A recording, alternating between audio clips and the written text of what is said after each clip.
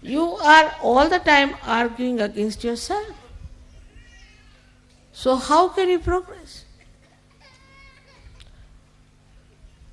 This is another great problem of the Western mind, that it doesn't try to face any problem as your own,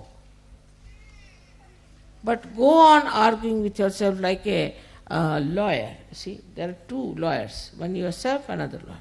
Go on arguing. So is a double personality in the being. It's not a single personality. As I said, it is very, very psychological that people have to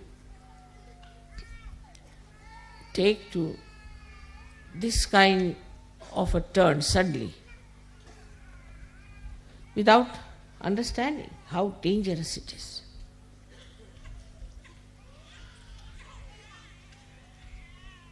With the enlightenment of your brain, they should disappear.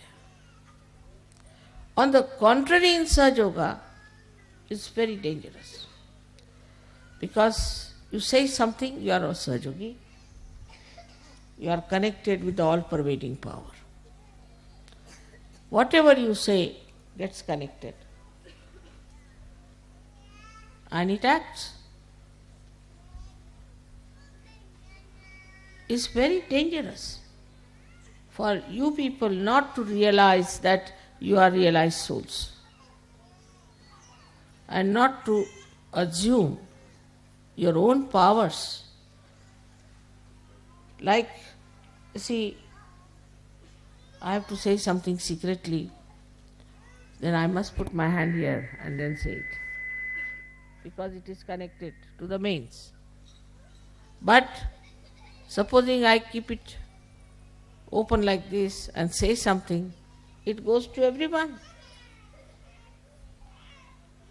In the same way, whatever the Sahaja Yogis say or desire or want, there are just people sitting there, see here and here, you have put them there. They are listening to you all the time. They are so anxious to do your work. All right, you say so, done. So, whatever you think or whatever you desire or whatever you say, you have to be extremely careful.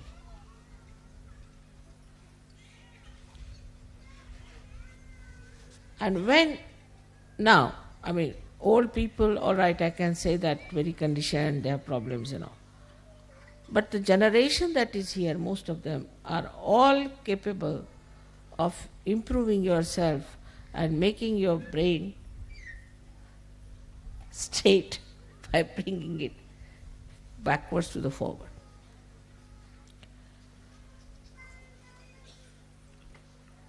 The psychological problem you do not see. The another psychological problem is, which you do not know, which is very surprising, that whatever is the entrepreneur's ideas, you must act. Because the whole fundamentals of Western life is to see and to be seen. So, oh, that's the fashion, so we should do like that. This is the fashion, so we'll do that. Like the other day, about a year back,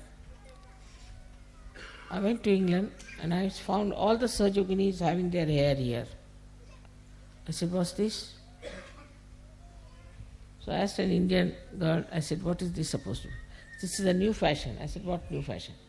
Call it Jiprea in Marathi, We call it Jiprea fashion. Only the Maharashtrians can. And they all had their hair here, like this. All. I said, my God, this is Agya, this they are covering, their eyes will become squinty. But the fashion, if it comes, and the whole fashion is with the hair alone. Hair, I don't know what. There's so much interest in the hair. And they lose the hair so fast in these countries without using the oil which they should use. They lose their hair very fast. Starting from the hair, the sastra. Then fashion means, what is this? These entrepreneurs, these stupid people are creating ideas, and why should we follow? I don't say that Sahajogis should all look alike, not at all. You can dress up the way you like. You can live the way you like. But you should not get yourself enslaved by any entrepreneurs. You are free people now. Know that very well. Know that you are absolutely free, and your freedom is absolutely in the light of your enlightenment. You can never do wrong. But first of all, have that confidence within yourself. That whatever you have to do, you are not going to enslave yourself to entrepreneurs, what people have to say, how you will look, how you will appear before. This is a very important point, that half of the time we are laboring just to look like many others. It's very surprising how these entrepreneurs have befooled the Western people. In India it won't work. Won't work. Especially the Indian women. This in between came a mini sari. Came up to Bombay for about 4 or 5 days, I think disappeared. No Indian woman would wear a mini sari, finished. Nothing doing. Any sort of fashion now comes in India, doesn't stay. Because whatever clothes we have now in India is traditionally has been there, has been tested, and error and trial and error and trial, and we know now this is the best, now stop it. At certain age, you stop. This is the style that suits us the best. But anything goes on, the styles go on changing. And this is what you have to be very careful to see, that you do not take to stupid things which are being created by entrepreneurs, but to sensible things which are required for. So one of the enslavement I feel is that you have to play into the hands of entrepreneurs. But a slavery is very deep and is so psychological. In so many ways, it is extremely hidden and so subtle that you cannot make it out. So in the introspection you find out what's gone wrong with you, how you are made this way,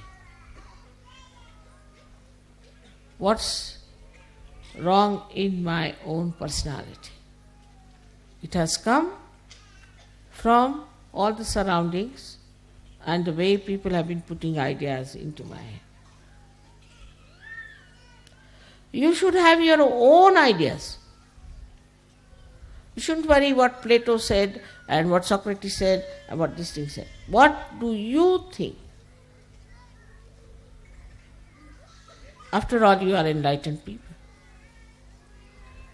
But then there is another psychological thing which is even the worst.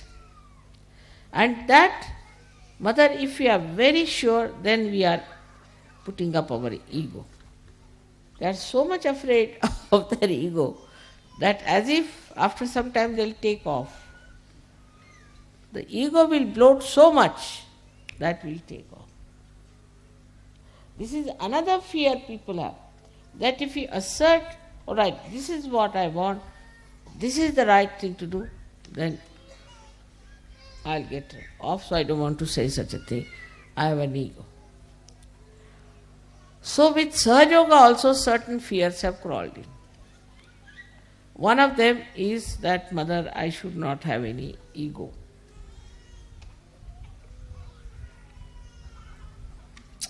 Now, what is the problem of ego?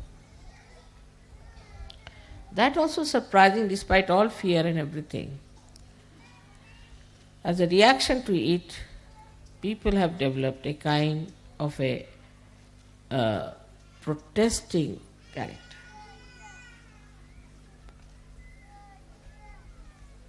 But again, these entrepreneurs have pampered your ego.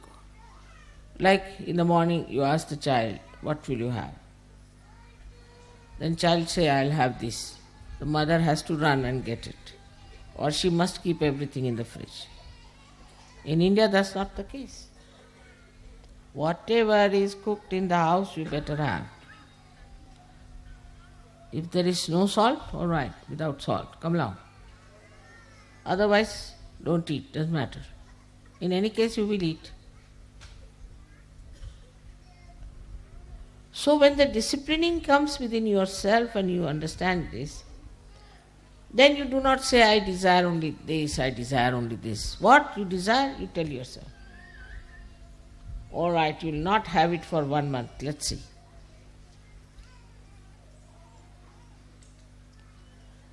Once I must tell you about myself that little bit comfort grew upon me sometimes, I think. So we had a transfer, and my family was not with me at that time. We had only one small little bed where my husband slept, and I slept just on the bare cement in the. And next day I started getting the pain in the body. I said, all right. I slept on the cement for 1 month.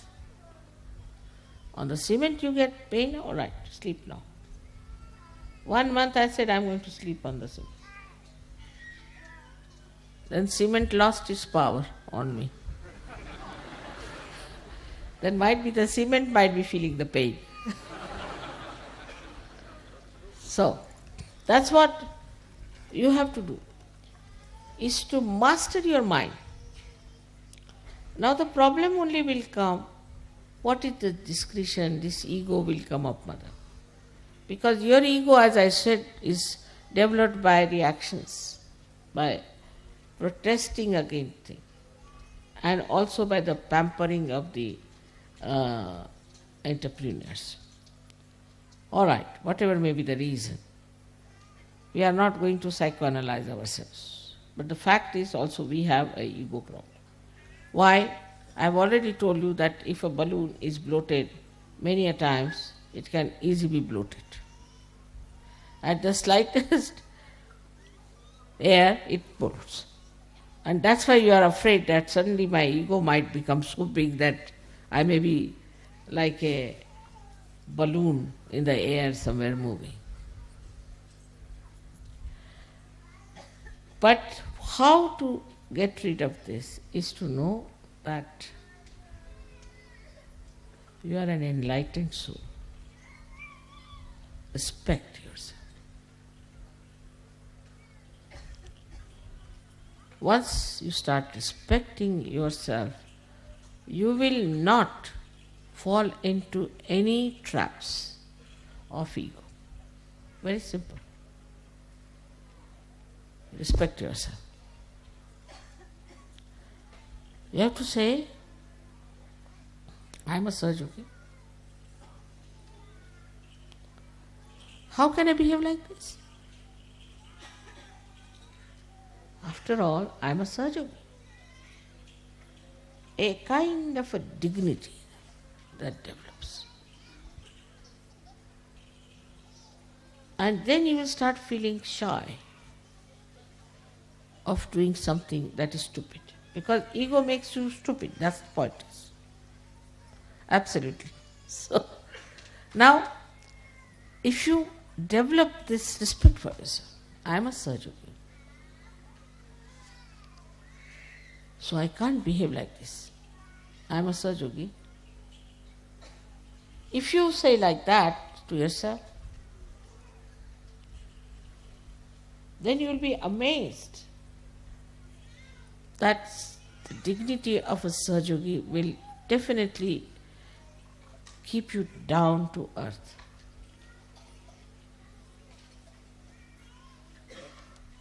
You will not get into the trap of your ego. So one side is the conditioning, Another side is this ego. Simple thing is ego. That dignity has to be developed.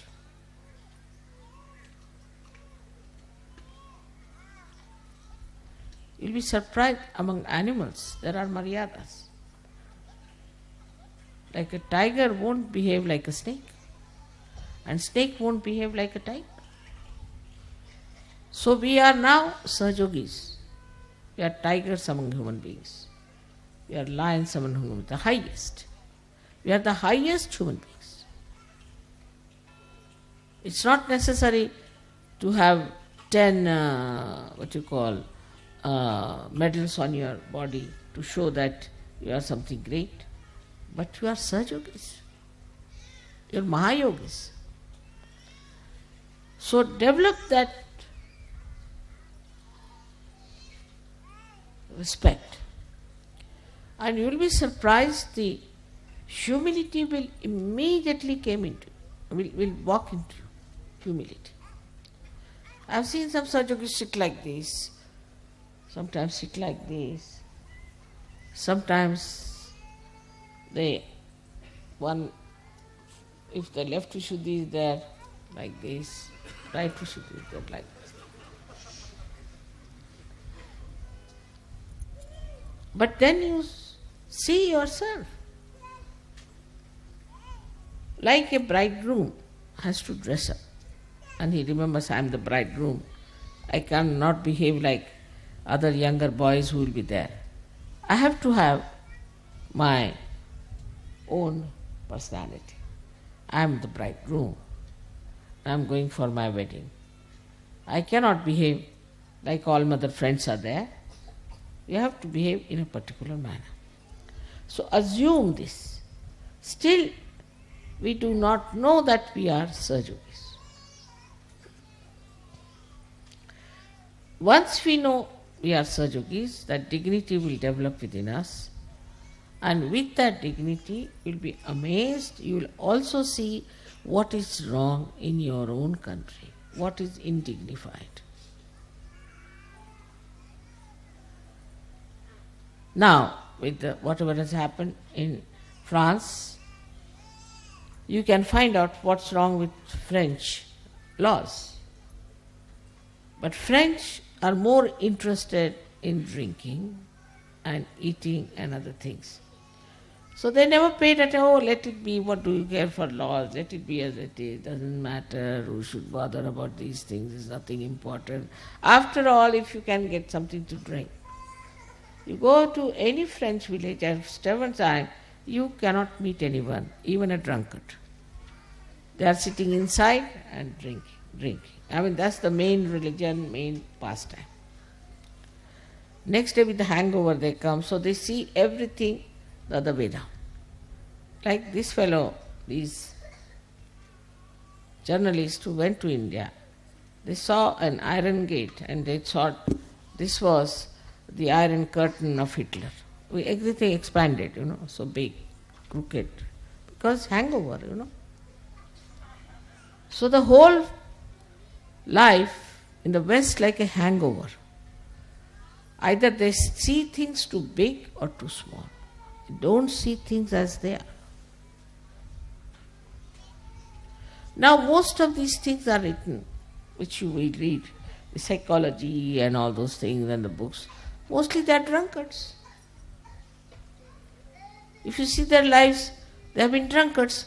So whatever they have written, why should we take them so seriously? Except for very few who were realized souls, most of them were drunkards. Like those who wrote about Greek tragedies, must have been really drunkard people. They must be taking a lot of things inside and they must be writing something like that. Because most of the drunkards, when they write, they say that why should I live? I must die. And like that we too have in India many people who have written ghazals who always say that why should we live? We should die. So there's one poet who has said, now you are talking of die, why don't you die once for all?